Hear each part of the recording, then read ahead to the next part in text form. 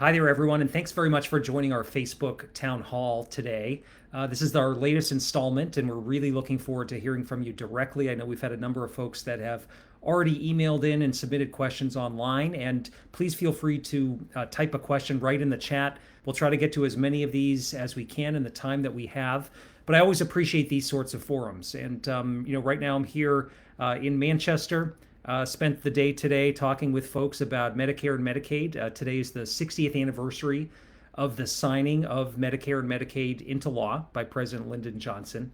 And I think it's an important moment to reflect on the importance of these programs. And I heard that directly from folks that provide health care, people representing hospitals in New Hampshire, folks that talked about loved ones that experience disabilities and their access to care through Medicaid, folks that are working on making sure that people get connected to dental benefits through the Medicaid program in New Hampshire, and a host of others that are just involved in the conversation around the delivery of health care in our state.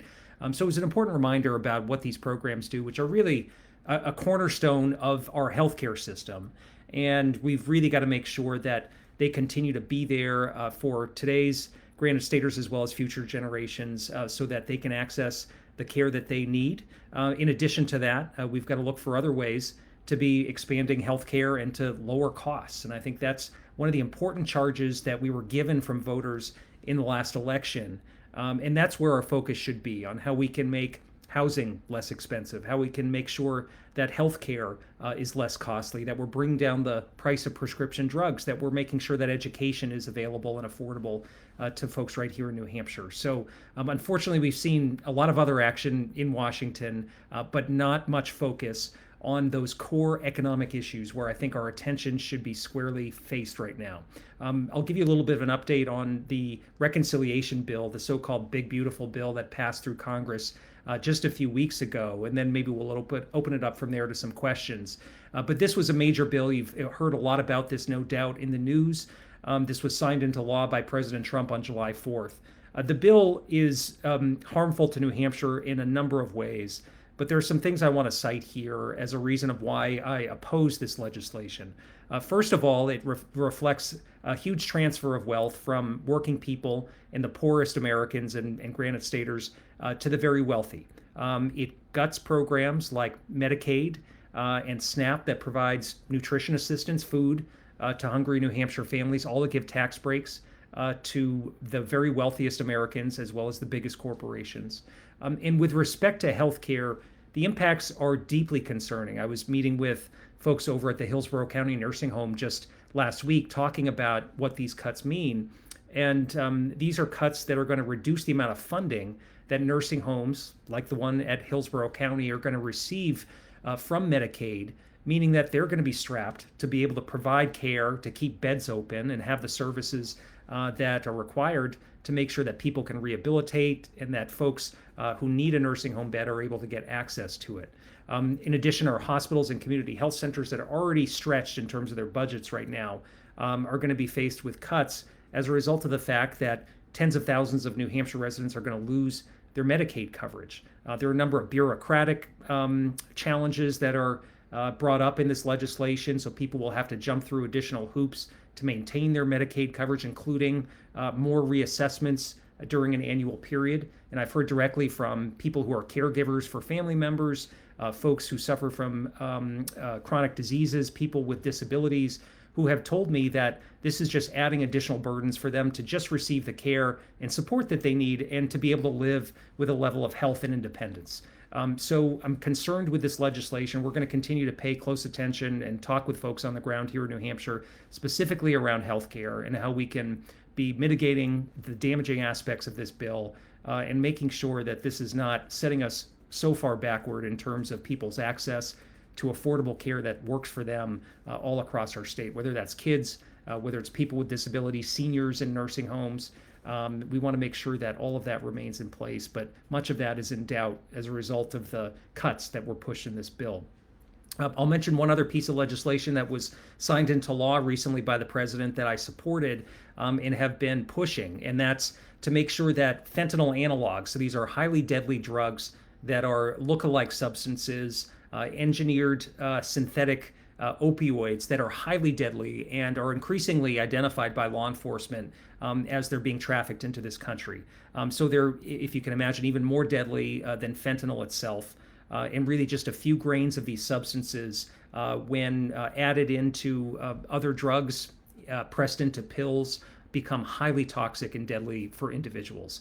And so there's a lot of concern around the ability of law enforcement to stay ahead of cartels that are continuing to change their recipes and engineer new substances. And so this would have a blanket scheduling of these fentanyl analogs, these highly deadly fentanyl lookalikes, to make sure that they're scheduled as Schedule 1 to provide the highest scrutiny possible and the greatest level of accountability that law enforcement can provide for cartels and traffickers and those that are bringing these deadly substances into our country.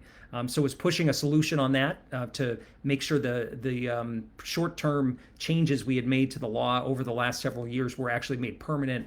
And finally, this was signed into law by the president just a few days ago. I'm always reminded by law enforcement in New Hampshire that we're not going to simply arrest our way out of the drug crisis. We've got to make sure that this is a supply and demand issue, so that in addition to making sure that we have smart policies on the books for law enforcement, we've got to be providing people with the help that they need to get well. And that means more support for substance abuse treatment programs, for recovery programs.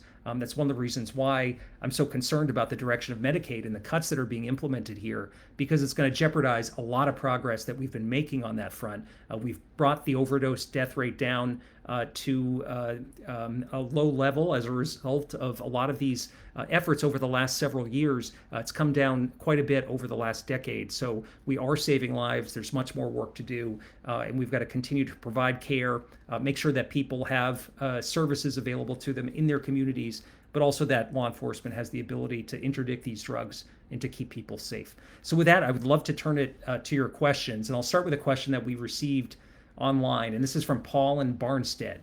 Paul's a 100% disabled veteran, gets all his care at the Manchester VA. He's concerned about ensuring that we maintain VA services in New Hampshire. And so he has this question: what can be done to protect care at the VA? And Paul, I really appreciate the conversation, the question there, and I really thank you for your service. Look, veterans who pledge everything for this country, who serve with dedication, with patriotism, with commitment to the United States and our values, they deserve all the support we can possibly give them when their service ends. And so with respect to the suggestions that have been made by the Secretary of the VA, Secretary Collins, who has appeared before our committee, he's indicated initially at the beginning of the year that he was targeting for 80,000 firings at VA, basically gutting the VA workforce by more than 20%, which we know was going to have a direct impact on the delivery of health care at facilities like Manchester, at our health clinics around the state and other facilities across the country. So he's now gone back to the drawing board. He's now said he wants to realize a 30,000 reduction in the VA workforce, that he hopes to do that through attrition. But we're going to keep holding his feet to the fire on this. The fact is, we've taken steps forward at making sure that more veterans are able to come into the system. We've seen that in New Hampshire, where despite the fact that many of our neighboring states have seen a decrease in the number of veterans accessing care, Manchester has seen an increase. And so that's a good thing. That means more veterans are getting connected to what we owe them. They're accessing care. They're going to have better health outcomes. But we can't take any steps backward, and any sort of cuts to the folks that are serving as nurses, as doctors, as mental health professionals, even the folks answering the phone, providing the assistance, getting veterans an answer about their claims, working to process those claims on the back end. These people are all incredibly important to the way that VA functions and delivers these care and services. And so these sort of drastic cuts that are being suggested, I think should be a non-starter. And we've heard a very loud response from veteran service organizations who have joined with us to push back against this. And we're going to do all we can to prevent any large cuts from being made at VA. We've got a lot more work to do to fill in gaps and extend additional services to veterans. And that's going to be a top priority for us moving forward. So moving on to the next question. This question comes in from Beverly. And she wants to know the status of the LIHEAP program for this coming heating season. Is that funding secure, and will New Hampshire get what we need? So many of you are familiar with LIHEAP. It's a low-income heating assistance program that provides for fuel assistance in New Hampshire It's managed by our Community Action Program. So if you're in the southern part of the state, Southern New Hampshire Services helps disperse the CAP money. If you're, say, in Dover, you would go to Stratford County CAP that it administers the program. We've seen some really concerning moves being made with respect to fuel assistance. Now, this program's been on the books for a long period of time, is supported by Republicans and Democrats alike in Washington. What we've seen, though, is the Trump administration propose a budget that completely eliminates the fuel assistance program. In addition to that, they have fired everyone who works in the office of fuel assistance in Washington. So the folks that disperse the money to our community action programs here in New Hampshire have been laid off. Now that's being challenged in court. I believe there's at least one individual who's been called back to do their job, and we're going to be relying heavily on that individual and others that come back to work to make sure New Hampshire gets its allocation as it does annually so that the program can move forward. But we're watching this incredibly closely, and we're also looking to see how we can engage with colleagues in the House and Senate who might be Republicans or Democrats. It really shouldn't matter here in protecting this important program. Now, we've seen announcements lately about increasing energy costs in New Hampshire, including one just this week about the fact that most of us in New Hampshire are going to be paying more in our electric bills for not just the upcoming winter, but moving forward into the later summer months and fall.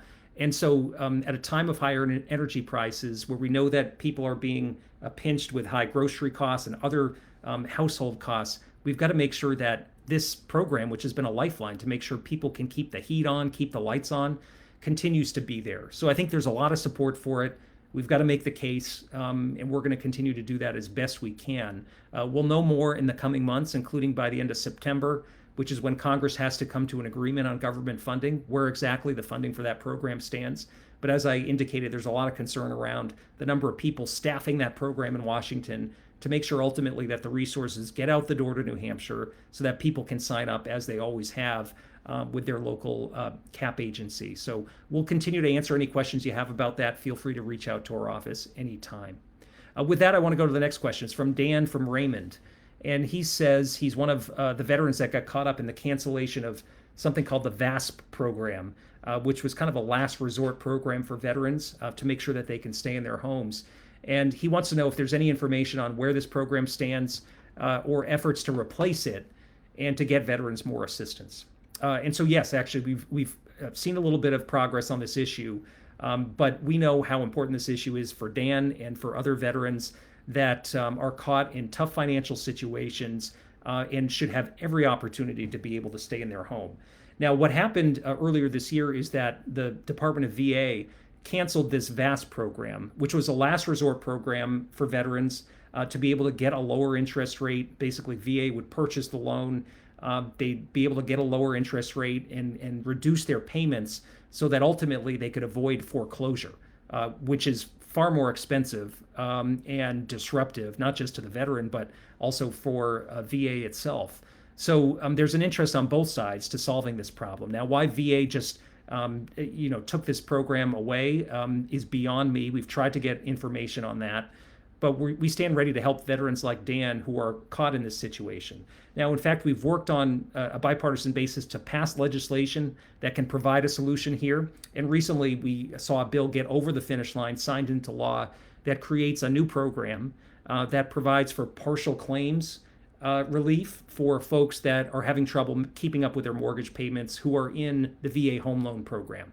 So this is really important because to this date, basically veterans were at a disadvantage in the VA home loan program that other borrowers that had federal loans or got their loans through, say, their local bank had much better options in terms of forbearance and loan modifications that could be made than our veteran borrowers did through the VA home loan program. So correcting this and passing this new program is important. It hasn't kicked in yet, so it hasn't been stood up yet. We expect that it's going to take at least a couple of months to get that implemented. But we want to stay on top of this because we know time is of the essence for a lot of veterans. It's estimated that 80,000 veterans that are at risk of foreclosure today that could benefit from a program like this. And so we're happy to work with any veterans in New Hampshire who might be in this situation. So thanks very much for the question. Next one comes in from Terry from Stratham. And Terry is concerned about the cost and availability of housing in New Hampshire, as well as the cost of healthcare. And so she asks this: can you share with us specifically how you are supporting, investing, and encouraging the growth of affordable housing in New Hampshire? So Terry, thanks very much for the question. This is one of the top issues that everyone is talking about in New Hampshire. We're approaching a $600,000 median home price. The average home price is $600,000 in New Hampshire right now. That's escalated greatly over the last 5 years. And we know that rental housing is also getting so far out of reach for most folks. And we've seen a vacancy rate that has plummeted. It's less than 0.5% right now in New Hampshire. So there aren't a lot of apartments for rent on the market today. They get snatched up really quickly, and the price continues to go up and up. So we need to do something about this. And this involves building more housing and making sure that it is truly the kind of housing that's going to be affordable for people. So it has to be a cooperative effort across different layers of government. This can't just be a Washington solution.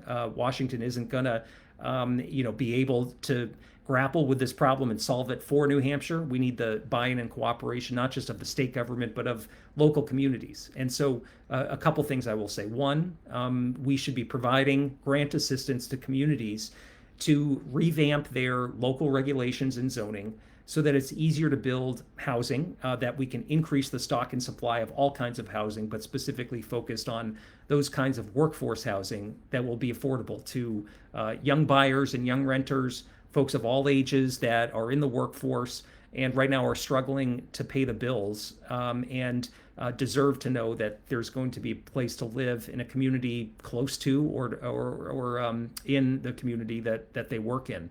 Beyond that, we're also advocating for an expansion of something called the Low-Income Housing Tax Credit Program. It's been very successful at encouraging the kind of development of true workforce housing in New Hampshire. I've toured a number of projects around the state, from North Conway to down here in the Manchester area, that have been done or are under construction right now as a result of those tax credits. But we bump up against the limit every year. And so we need to expand the program so that more development can happen through those tax credits, which are often the piece that really makes a difference in terms of the financial viability of a project, and to ensure that whether it's if they're rental units, that those units can be designated as affordable housing and maintained as such, so that they'll be the kinds of places that our workers here in New Hampshire can afford to live in. So I appreciate that. This is a top issue. We need cooperation, and we need some action in Washington. We haven't seen it. There's been a lot of focus on a host of other things. We're going to continue to try to find ways to provide New Hampshire with the tools that it needs on the housing issue. So next I'll go to Scott in Londonderry. And so Scott asks this: is it true that the administration is withholding federal funds for the state of New Hampshire and our neighboring states? If yes, what impact will this have on us as taxpayers? So Scott, I appreciate the question. And we have seen this play out over the course of this year. We've had a number of grants that have been frozen by the federal government, programs that have been canceled by the Trump administration and funding clawed back. There was wide reports of public health money that was coming to the state. I believe it was in the neighborhood of $80 million that New Hampshire was anticipated to receive. And this funded public health workers and our state's public health strategy. The loss of those dollars created a huge hole in the state budget. So in Washington not providing these funds, this created an issue for people that were putting together the budget in New Hampshire, who then had to make tough choices about whether they could continue to fund this and what else they had to cut to be able to continue to provide funding for these core public health concerns. Included among that was funding for substance abuse treatment and recovery services, and we know how valuable those dollars are right now. So the short answer is there are a number of ways we have seen this played out over the last year where New Hampshire has been impacted, where we're losing federal dollars. And I would say Medicaid is the biggest area of all. We're estimated to lose tens of millions of dollars annually in Medicaid money that's going to come to New Hampshire. And that's going to put our state budget writers in a really tough situation. as they struggle to fund vital services, to make sure that our hospitals stay afloat.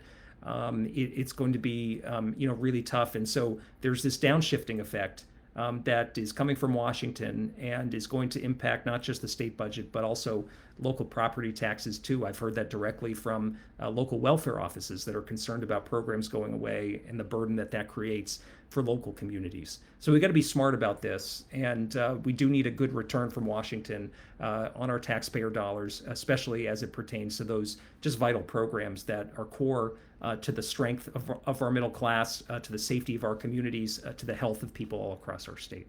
So we've got a question from Facebook. This is Kim Hebert, who just asked, is there something that can be done to help feed low-income children breakfast and lunch at schools? Kimberly, thanks so much for the question and your concern there. The answer is yes, and we did have universal school lunch during the pandemic years, and it worked out well as far as what I've heard from principals, from parents, from educators, who told me that they saw an increase in the number of kids when remote learning was over, who were in school, who were being fed, and who were ready to learn. And that's exactly the kind of environment that we should be encouraging. And so I think it just makes sense at a time where we know 10% of New Hampshire experiences hunger, food insecurity at some point during the year. This problem has grown, especially as the price of groceries has gone up. So we need to make sure that people are able to get access to the basic necessities of life, including food. And I think of no better place to start than making sure that we're expanding school lunches and providing those to students so that they're ready to learn, they get the health and nutrition that they need. And I think that's really a smart investment in our future. So thanks very much for the question. I'm supporting legislation on that. I'll continue to find ways to try to get it passed. Next up, Jean from Rochester. She has real concerns about voter suppression, not just here in New Hampshire, nationwide. And she's particularly concerned about recent reports that the U.S. Department of Justice is requesting our voters' personal information. There was a news report about that last week. She asked, what can be done to protect our rights to have a free and fair election? Jean, there's nothing more important. The right to vote is our right to speak out. We have a government of, by, and for the people, after all. And ultimately, I, as an elected official, am accountable to you. And we've got to make sure that the American people, our citizens, our voters, are the ones who are in charge of shaping our government, shaping outcomes in elections, and ultimately that there's accountability. And so we do need to make sure that we are protecting the integrity of our elections. Our Secretary of State recently resisted calls from the Trump administration to simply transfer our state's voter file to officials at the Department of Justice. They've been asking for this information state by state. And I think it's important that our Secretary of State follows the law and does so not in a partisan way, but does so with the need to secure voter information and to make sure ultimately that we're creating a lot of confidence in how our elections are run here in New Hampshire. And I think people can have a high degree of confidence in the way that our elections are conducted. You know, we have paper ballots that can be recounted and audited when elections are over. I know that sometimes we have close races up and down the ticket in New Hampshire, but at the end of the day, I think people can feel good about how our elections are handled here. And you've got to give a lot of credit to the local officials that do this. So that's important to make sure we understand that elections are a state-by-state affair. And so whether it's this fall, as some states hold elections, some municipalities in New Hampshire hold elections, or whether it's next year as there are elections for federal offices across the country, these elections are going to be conducted state by state. And so it's important that we support state and local institutions that are going to be handling and running our elections and make sure that there's no undue political interference in those efforts. So I'm glad that we have election officials that are following the law here in New Hampshire, and we want to absolutely keep it that way. Next question is from Ann in Portsmouth. And Ann wants to know what can be done to bring about a ceasefire in the Israel-Hamas war. This includes a deal that will bring home the hostages and humanitarian aid for the Palestinian people. Ann, thanks so much for the question. This has been on my mind so much, especially over the last several weeks as we have seen a humanitarian catastrophe occurring in Gaza.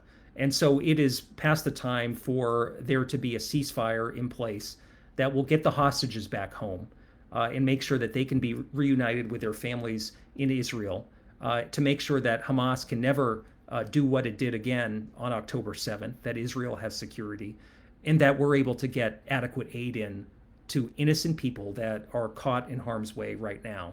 And you have a lot of malnourished people in Gaza. You have folks suffering from hunger. It's been widely reported. And the United States has a moral obligation to be pushing partners, aid organizations, the Israeli government, to open up aid corridors, to distribute more aid, and to get the help to the people that desperately need it right now.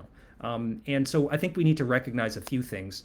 Number one, Hamas is a terrorist organization that not only attacked Israel in the most brutal day for the Jewish people since the Holocaust, but also that the innocent civilians in Gaza are also victims of the Hamas terrorist organization too.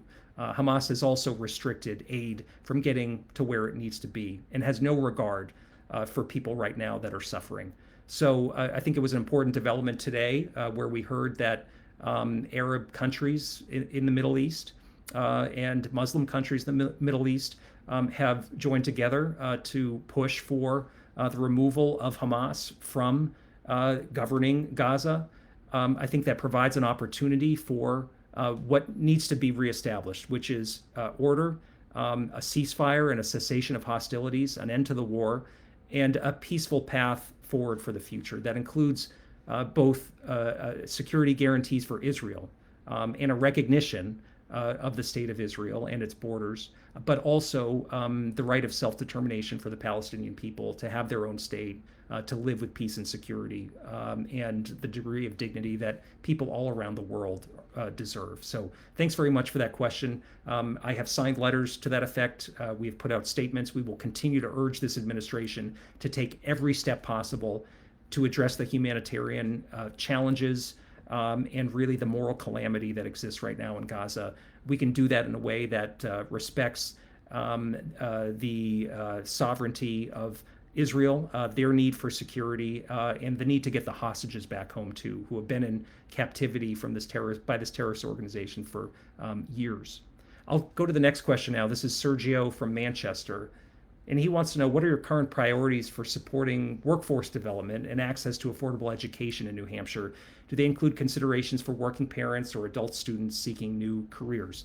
Sergio, thanks very much for that question. And New Hampshire has a lot of work to do to make sure that we're opening the right doors of opportunity to folks across our state. I'm a big champion of apprenticeship and job training programs. We've worked hard to try to bring investments for New Hampshire to create pipelines into the workforce. We are still living at a time of a relatively low unemployment rate in New Hampshire, though we know there are people that are in the workforce that are underemployed, that deserve opportunities to upskill and to find new career paths that are going to ultimately be rewarding careers for the individual and provide the kind of family sustaining wages and benefits that really people deserve. So, we'll continue to support expanding apprenticeship programs. In addition to that, as we think about higher education in New Hampshire, we know that students here have the highest student debt load of any state in the country, in part because of very low state support for our university system. So I'm a supporter of making sure that we're expanding access to Pell Grants, which should be providing much more of a proportion of the students' tuition. In addition, we should also be expanding tuition assistance and loan forgiveness programs that will reward students who are getting into very vital careers in areas where we need them, from policing to teaching to nursing. And those are just some of the areas where people are in demand today in New Hampshire. I think we also need to make sure that we're thinking about the types of education that are going to give people the skills that they need. And so ensuring that we are encouraging folks to go into the trades, that we're expanding career and technical education programs, that we're supporting things like Job Corps, which is a program that exists in Manchester, has been threatened with cuts from this administration. It's unclear what the future looks like, but there are literally a couple hundred kids that are going through Job Corps right now, getting another shot at gaining the skills that they need so that they can get into a good career. I met with some of those students recently, and their message to me was, save this program. This is a real important opportunity for us, and we don't want to see it go away. So I think that's what it's all about: opportunity, making sure people get access to the skills and training and education that they need, making sure that that's ultimately affordable. So our last question here is from Joni in New Boston. She says, our country can't function when it's completely divided. We need leaders who can work across the aisle and come up with real solutions to problems that don't just meet the needs of the extreme right or the extreme left. And she asks, what are you doing now to further bipartisan efforts? Joni, thanks very much for the question. And I think ultimately, at the end of the day, most people in New Hampshire would agree with your sentiment. We need to figure out how we work together and solve problems and get things done and put some wins on the board for the people of New Hampshire.